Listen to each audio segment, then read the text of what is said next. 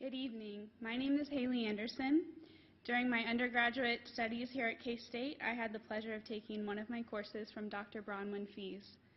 During that semester, I seriously considered switching my major from early childhood education to family studies.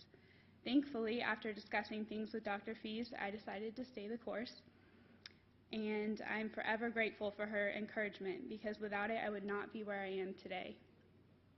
As my major professor, she has encouraged me to work hard, to push myself, and to explore new things. With her support and guidance, I have had many personally and professionally transforming experiences, including the opportunity to travel to Tanzania in 2014 to meet with and learn from early childhood educators and community leaders. In May, I will graduate with my master's degree in early childhood education, a week after she and I return from a trip to England where we will meet with students, faculty, and administrators at Canterbury Christ Church University, as well as present at the World Organization for Early Childhood European Conference. Dr. Fees' passion for both young children and their caregivers is evident in her work, in her advocacy, and her mentorship. She recognizes the value in learning from families, communities, and professionals, both within the United States and abroad. She has tremendous knowledge, and I know you all will enjoy learning from her tonight. And with that, please join me in welcoming Dr. Bronwyn Fees to the stage.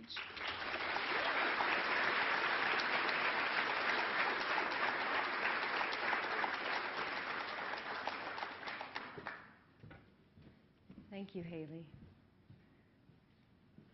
Let's see. Lundi, no. Mardi, no. Mercredi, no. Jeudi, no. Vendredi, oui. Samedi, oui. Dimanche, oui. Pardon my French. But we had to find out the days of the week that the Marionette Theater was open. You see, when I was 12, my parents took me on their 25th wedding anniversary trip to England, France, and Wales. I had 1 year of French. I had enough to be able to negotiate my way up the Eiffel Tower, to be able to find the bathrooms when I needed them, and to talk with the proprietor of the Marionette Theater to find out when it was open. Unfortunately, it was Wednesday, so we didn't get to see the show. I had the opportunity to experience people who talked like me but didn't look like me. And I experienced people who looked like me but didn't talk like me, and everything in between. What I gradually came to understand was that my parents had given me a wonderful gift. This international immersion, although it was just for a short period of time, was an opportunity for me to understand that not everybody lives like I live, that there are multiple perspectives to lots of issues, and that I can negotiate in an environment that is unfamiliar to me. So fast forward, I'm an applied developmental scientist. I study child development. I study how children learn. I teach students how to teach children, and I myself have taught children. And in this process, I have developed a couple of principles that I follow, and I ask my students to follow those as well. One of them is that I teach people. I start first where the person is developmentally, where they are here, and then gradually I work just above them to pull them up at higher levels of thinking. Amazingly, that only works with children. It also works with college students. Human development is the foundation of my practice. If I can help my students understand that they can assess where the child is now developmentally, where they were, and where they are going, they can provide educational intervention at any point that is helpful to the child, regardless of their age.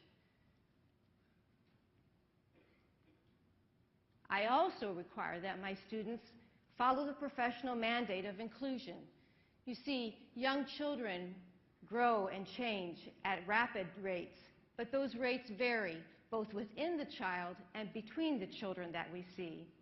Children come to us from different homes, from different family lives, from different cultures, with differing abilities. And our job as teachers is to be able to take each of those children, each child, and develop an environment in which they will be successful. Now, these concepts sound actually kind of simple, but we have found that they're more difficult to apply. So I asked my students on the first day of class to write these down on a card and stick that card in their bathroom on their mirror, so that every morning or evening when they go in to brush their teeth or wash their face or do whatever college students do in front of the mirror, that they can see that card and remind themselves, what are the principles that I am attempting to learn and practice every day? An international immersion experience is one of the best ways to learn about human development, teaching, and learning. As long as there are people in this world, the world is our classroom. And I believe that a lot of us have an implicit bias that our own experiences are the standard by which we judge.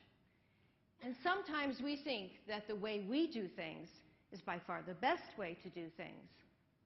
So I have taken students to Tanzania, to Hungary, and to China to try to challenge those assumptions that they carry about best practices.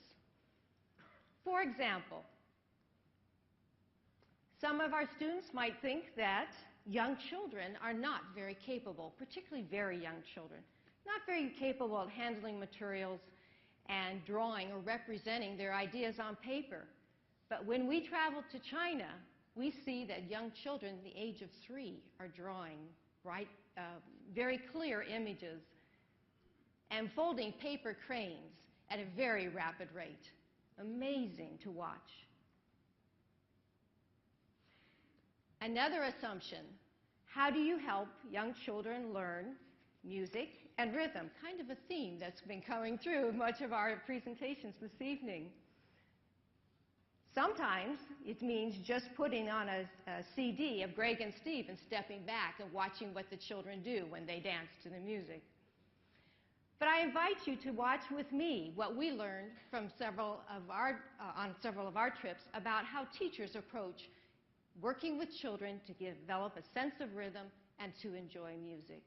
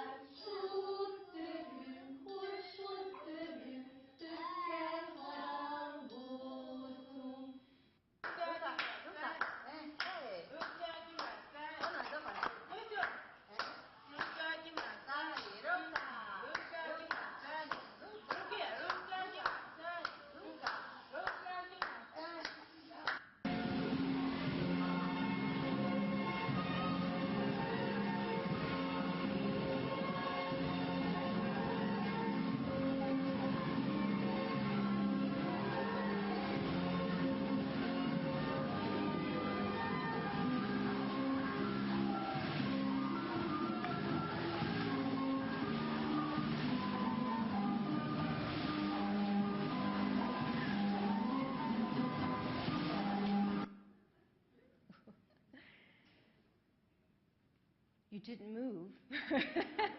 I have to move when I see that.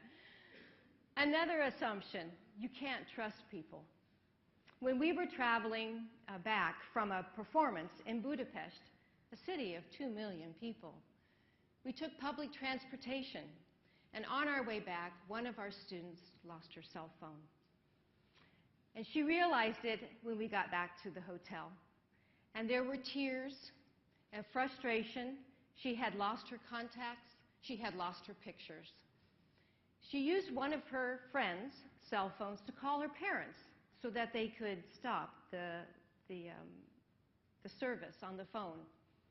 Thankfully, though, her father didn't do that when she talked to him, because they had received a text from Budapest. You see, there was a young man who found her phone on the bus. He hacked the phone. He figured out who her parents were, And he texted them and told them that he had her phone, and how could he return it? Within 2 hours, we had a call, or actually the concierge had a call at the hotel from this young man trying to return the phone to one of our students. And the next day, she met him and got her phone back intact. Everything was there. Nothing was erased. But he left a message on that phone, and he said, I want you to remember that Hungary is a small country, but we have a big heart.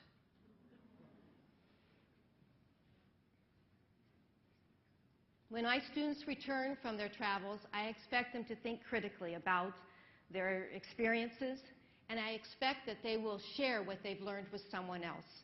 And so my students have presented locally, nationally, and internationally on their travels.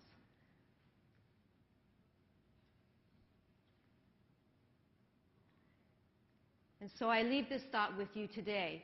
International immersion experiences are an opportunity to recognize that our particular is not the universal. Thank you.